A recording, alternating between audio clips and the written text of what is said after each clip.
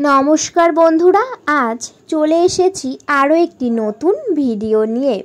এই বছর কবে পড়েছে রাখি পূর্ণিমা? রাখি বাঁধার সঠিক সময় কোনটি? ভুলেও এই সময় রাখি বাঁধবেন না, তাহলে ভাই বোনের সম্পর্কে ফাটল ধরবে, হবে বিরাট ক্ষতি। আসুন বন্ধুরা, জেনে নেওয়া যাক রাখি পূর্ণিমা কবে পড়েছে। তার আগে বলি বন্ধুরা, আপনাদের কাছে একটাই অনুরোধ, আপনারা পুরো ভিডিওটা দেখুন, একদম স্কিপ না করে। বলা হয়েছে এই বছর অর্থাৎ 90 বছর পর রাখি পূর্ণিমার ঘটছে 4টি বিরল কাকতালীয় ঘটনা। এ সময় রাখি বাঁধলেই সর্বনাশ, ভাই বোনের সম্পর্কে ফাটল, হবে বিরাট ক্ষতি। এ বছর গ্রহে এমন অপূর্ব মিলন ঘটছে রাখি পূর্ণিমার দিনে।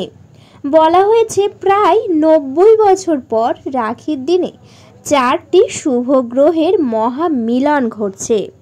হিন্দু ধর্মের অন্যতম বড় উৎসব হলো রাখি পূর্ণিমার উৎসব। প্রতি বছর শ্রাবণ মাসের পূর্ণিমা তিথিতে এই উৎসব পালন করা হয়। ভাইয়ের দীর্ঘ আয়ু ও সুখ শান্তি কামনা করে বোনেরা ভাইদের হাতে রাখি পরিয়ে দেন। এছাড়াও চলতি বছর 19শে আগস্ট শ্রাবণ মাসে পূর্ণিমা তিথি রাখি পূর্ণিমায় পড়েছে। এবছর রাখি পূর্ণিমার দিনটি খুবই গুরুত্বপূর্ণ, কারণ বন্ধুরা এই দিনে একটি নয় বরং একাধিক শুভযোগ তৈরি হচ্ছে। এ বছর গ্রহে এমনই অপূর্ব মিলন ঘটছে রাখি পূর্ণিমার দিনে। প্রায় 90 বছর পর রাখির দিনে 4টি শুভ গ্রহের মহামিলন ঘটছে। গ্রহ নক্ষত্রের এই বিস্ময়কর সম্বন্ধে ভাই বোনের সম্পর্কে আরও মজবুত করবে। বলা হয়েছে এবার রাখির দিনে 4টি আশ্চর্যজনক কাকতালীয় ঘটনা ঘটছে। এই দিনে সর্বাত্ম সিদ্ধিযোগ, রবিযোগ, শোভনযোগ এবং শ্রাবণ নক্ষত্রের একটি মহান সংমিশ্রণ তৈরি হচ্ছে। এছাড়াও এই দিনটিও শ্রাবণ মাসের শেষ সোমবার, তাই এই দিনটি অত্যন্ত শুভ বলে প্রমাণিত হবে। বলা হয়েছে এই দুটি যোগ হবে রাত 8:40 পর্যন্ত।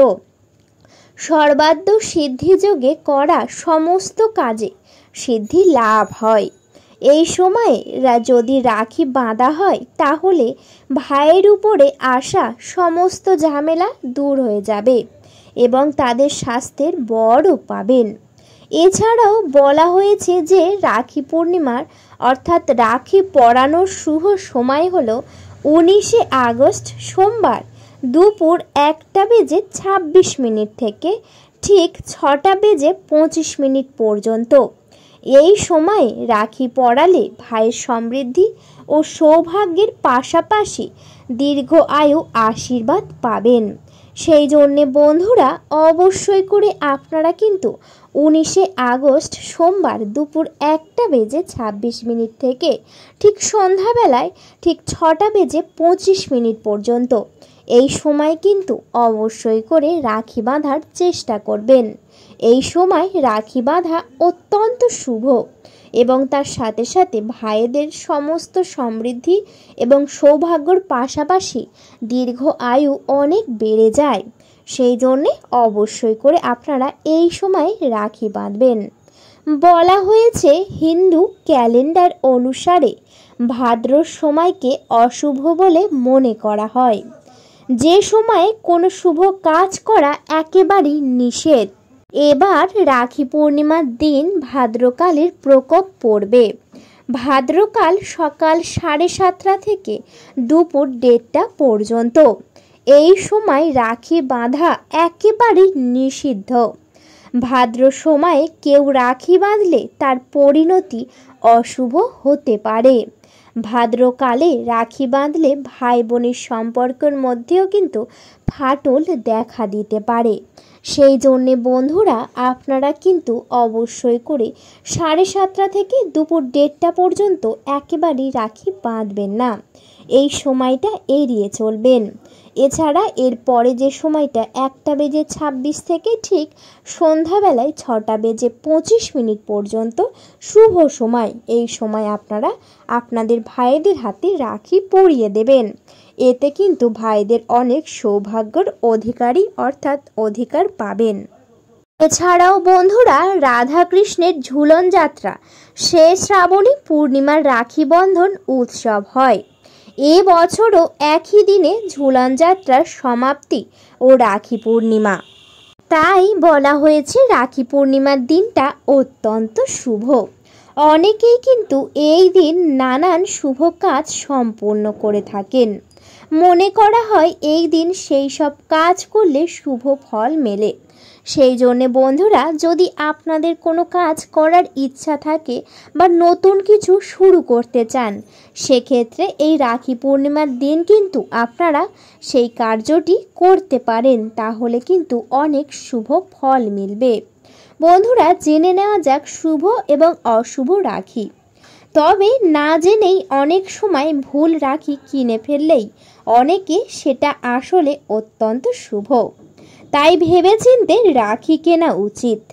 বাজারে নানান রকমের রাখি পাওয়া যায় বর্তমানে। বিশেষত চীন থেকে যে সমস্ত রাখি আসে সেগুলি দেখতে খুব সুন্দর হয়। এছাড়াও জ্যোতিষাচার্যদের মতে এই ধরনের রাখি অত্যন্ত অশুভ। রেশম বা সুতোর তৈরি রাখি ব্যবহার করা শুভ বলে মনে করা হয়। এই ধরনের রাখি বাঁধলে ভাইয়ের খ্যাতি বাড়ে। আপনি যদি আপনার দাদা বা ভাইয়ের জন্য রাখি কেনার কথা ভাবেন, তবে শাস্ত্রে উল্লেখিত কিছু বিশেষ অর্থাৎ বিষয় মাথায় রেখে রাখি কিনুন। রাখিটা অবশ্যই করে সুতোর তৈরি বা রেশমের তৈরি কেনার চেষ্টা করবেন। এই রাখি পরলে ভাইদের অনেক ভালো হয়। এখন বর্তমানে নানান রকম রাখি এসেছে, সেই সব রাখি একেবারেই কিনবেন না। এছাড়াও বন্ধুরা, এই রাখি পূর্ণিমার দিন আরও একটি কার্য আপনারা করতে পারেন। প্রথমেই রাখি পূর্ণিমার দিন সকালবেলা ঘুম থেকে উঠে আপনারা বাড়িতে নানান রকমের কাজকর্ম করে নেবেন এবং তারপরে স্নান সেরে শুদ্ধ বস্ত্র পরে আপনারা কিন্তু অবশ্যই ঠাকুর ঘরে যাবেন। ঠাকুর ঘরে গিয়ে ঠাকুর ঘর মুছে একেবারেই পরিষ্কার করে নেবেন।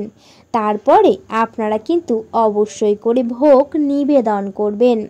এছাড়াও বন্ধুরা, আপনারা কিন্তু এই রাখি পূর্ণিমার দিন অবশ্যই করে আপনাদের বাড়িতে যে সকল ইষ্ট দেবতারা আছে সেই সকল ইষ্ট দেবতাদের হাতে আপনারা অবশ্যই করে রাখি পরিয়ে দেবেন এবং তারপরে ভালো করে মিষ্টিও খাইয়ে দেবেন এবং একটি পাত্র নিয়ে নেবেন।